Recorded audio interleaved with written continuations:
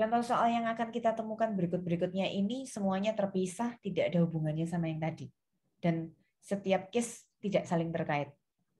Ini kejadian-kejadian yang mungkin muncul di perusahaan yang menerapkan penjualan cicilan. Bagaimana jika customer tidak mampu membayar dan akhirnya kita harus menyita atau memiliki kembali aset yang tadi kita jual. Di sini ceritanya pada tahun 2021 ada seorang pelanggan yang tidak mampu membayar kontrak piutangnya itu 600 yang berasal dari transaksi tahun lalunya 2020. Dari 600 total yang sudah ditagih 250. Sisanya berarti nggak bisa dilunasi. Akibatnya barang yang sudah dijual, barang dagangannya itu ditarik kembali sama penjual. Tapi waktu penjualnya narik kembali, tentu saja nilai barang dagangannya menyusut, sudah merosot. Nilainya disesuaikan dengan kondisi terkini, nilai pasar, nilai wajar, bahasa Inggrisnya fair value-nya 180 ya, saat disita atau dimiliki kembali. Sebagai penjual, teman-teman akan membuat jurnal seperti ini.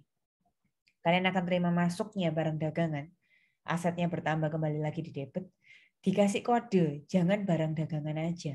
Kasih kode, oh ini barang dagangan yang berasal dari pemilikan kembali. 180 sesuai dengan nilai pasaran barang saat itu.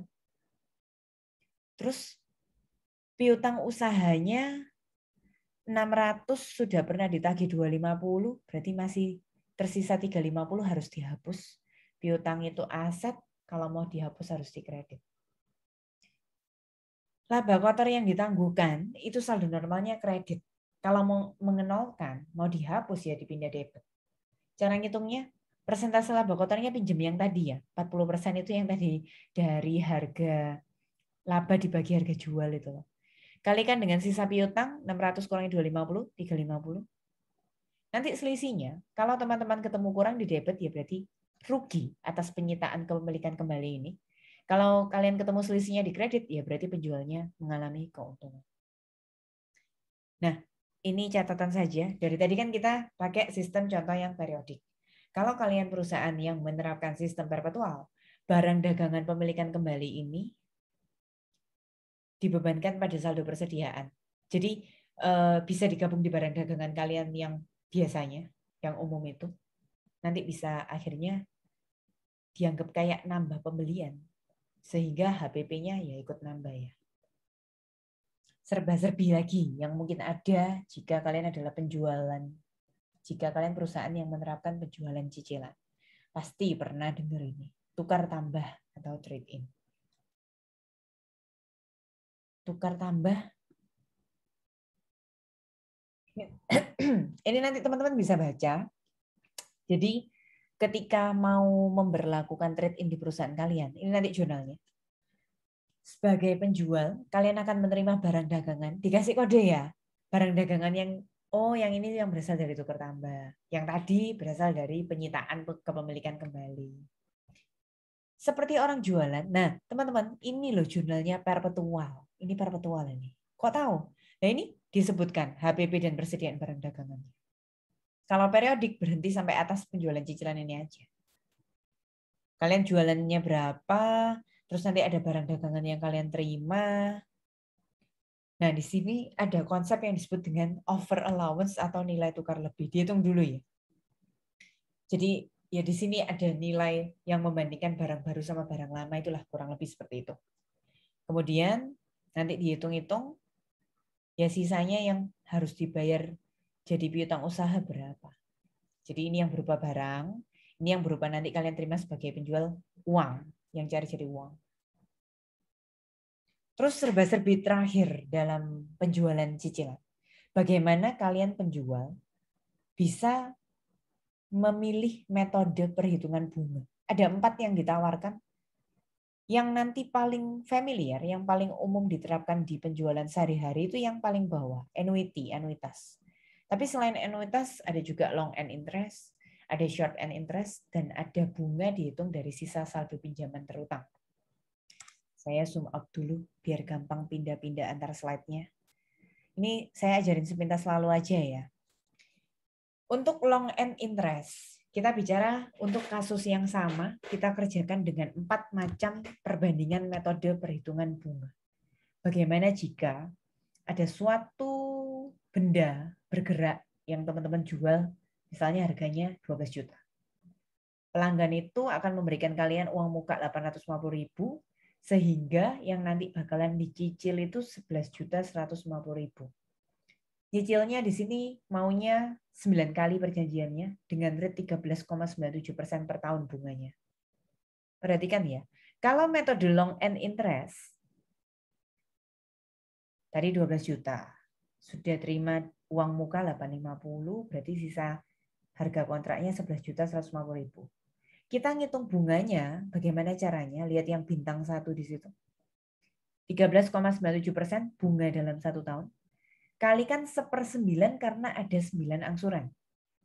Lalu kalikan dengan sisa harga kontrak 11.150.000 itu tadi. Teman-teman akan menemukan 173.072. Cara ngitungnya sama terus seperti itu ya. Sampai kasih contoh yang paling bawah. Bunga yang ada bintang 2-nya itu 13,97% kali 1/9 karena ada 9 angsuran. Kalikan dengan sisa harga kontraknya ini ya teman-teman. Saat yang paling bawah, sisa harga kontraknya kan 1238889. Nanti teman-teman akan menemukan 19.230 sekian. Metode long end interest ini akan memberikan kita penjual total 12 juta pokok dan 865 ribuan bunga, sehingga kita akan terima jumlah pembayaran 12.865 ribuan. Bandingkan sama yang long end ini, bandingkan sama yang short end interest. Saya langsung tunjukkan tabelnya yang short end interest dengan contoh soal yang sama. Nah, lihat ini. Apa sih bedanya? Coba kalian lihat sekilas saja kelihatan. Kalau tadi kan 173 bunga pertamanya, bunga terakhirnya 19.000. Kalau yang short end gimana? Bunga pertamanya lebih rendah 19.000, bunga terakhirnya yang 173. Dua metode ini akan membuat penjual menerima uang yang sama ya, 12 juta ditambah bunga 865 ribuan. Perhatikan ini juga. Short end ketemunya juga 12 juta ditambah 865 ribuan. Berarti bedanya hanya kalau long end itu sebagai penjual terima bunganya besar mengecil. Kalau short end mengecil terus membesar. Nah, kok bisa cara ngitungnya? Pola pikirnya dibalik begini. Bunganya 13,97% kali angsuran pertama dari 9, terus kalikan dengan angsuran, jadi bukan dikali sisa harga kontrak, tapi dikali ini loh, 1238889.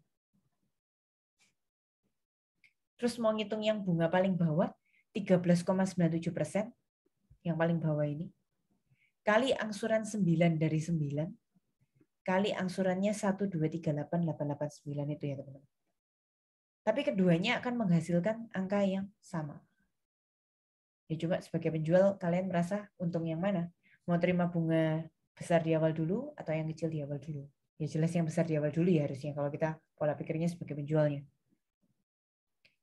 Terus metode yang ketiga.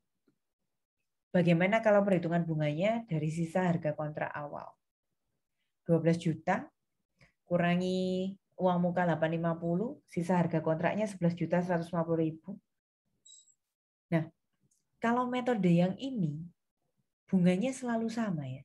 13,97% kali sisa harga kontrak 11.150.000, hasilnya 1555765 dibagi rata 9 angsuran, sehingga bunga per bulannya 173.072. Perhatikan sama terus ya. Jadi untuk yang metode ini sama terus ya, 173 sekian. Angsurannya juga sama terus. Nah, jadi kalau dilihat 12 juta, kita sebagai penjual itu terimanya angsuran atas pokoknya 12 juta plus bunga 1,5 jutaan. Tinggi ya kalau yang ini. Kalau tadi kan cuma 800 ribuan, short and long end tadi. Kalau yang menggunakan metode ketiga sebagai penjual kita bisa terima bunga 1,5 jutaan. Sehingga total kita terima uang bisa 13 jutaan lebih. Nah, tapi metode yang paling familiar tuh yang ini teman-teman. Yang paling sering digunakan tuh yang annuity. Apa bedanya lagi? Kalau yang anuitas, itu teman-teman harus mencari nilai angsuran yang selalu sama setiap bulannya. Nah, caranya Ini kalau di istilahnya orang finance, itu ada istilah PMT, cicilan yang berkali-kali. Ini saya gunakan Excel untuk membantu menemukannya. Rate-nya diisi 13,97% dibagi 9 kali angsuran. N per itu berapa kali angsuran? 9 kan tadi. PV di sini, present value di sini adalah sisa nilai kontrak. 12 juta sudah di DP 850, ya sisa nilai kontraknya 11.150.000. Ini kan hasilnya minus. Kalau kalian nggak mau minus, ya ini dikasih minus. Nanti hasilnya bisa jadi plus.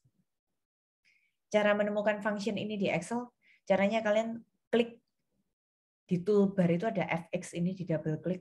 Atau langsung ketik sama dengan PMT. Nanti ada formula builder-nya seperti ini. Atau teman-teman dulu kalau pernah menemukan ini, itu ada. Mungkin di pelajaran matematika, di pelajaran akuntansi menengah, itu teman-teman akan ada suatu faktor. Jadi sisa harga kontrak dibagi faktor. Tapi kan kalau ngomongin faktor itu kalian harus mengandalkan tabel jadian gitulah. Kan alangkah lebih baiknya kalau bisa ngitung sendiri. Nah, intinya kalian akan menemukan jumlah angsuran yang selalu sama, yaitu 1.337.014. Saya langsung masuk ke tabel ya. Nah, apa itu annuity? Annuity adalah jumlah pembayaran yang selalu sama pada interval waktu yang sama. Jadi setiap bulan sekali bayarnya selalu sama. 1337090 itu tadi dari rumus ini ya. Kok nggak bisa bulat persis ya? Di sini ada pembulatan teman-teman. Nah, dalam angsuran yang teman-teman bayar, dalam cicilan yang dibayar itu include bunga sama pokok. Cara ngitung bunganya 13,97%, ini ada caranya. 13,97% bagi 9 atau kali 1/9, karena kita ngomongnya 9 bulanan, kali sisa nilai kontrak 11.150. Nanti kalau mau ngitung bunga yang bawah, 13,97% bagi 9 atau kali 1/9, kali waktu itu sisa nilai kontraknya 1.315.933,72. Jadi dalam anuitas, itu include bunga sama pokok. Dalam 1337090 include bunganya 173, berarti pokoknya 1164. Pokok itu semakin lama diangsur, habis jadi 0. Dengan metode ini, teman-teman nanti terima jumlah pembayarannya 12.883.000 gitu ya. Itu sudah include bunga sama pokok. Jadi ada 4 metode perhitungan bunga